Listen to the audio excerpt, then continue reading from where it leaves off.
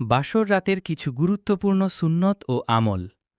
বাসর রাত নবদম্পতির জন্য অত্যন্ত গুরুত্বপূর্ণ একটি রাত।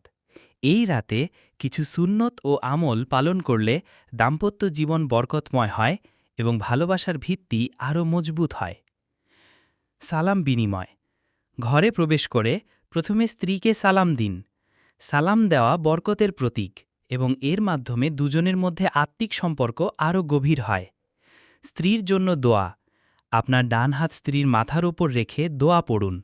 এই দোয়া বিয়ের আগে কোনো বিজ্ঞ আলেম বা নির্ভরযোগ্য সূত্র থেকে শিখে নিতে পারেন।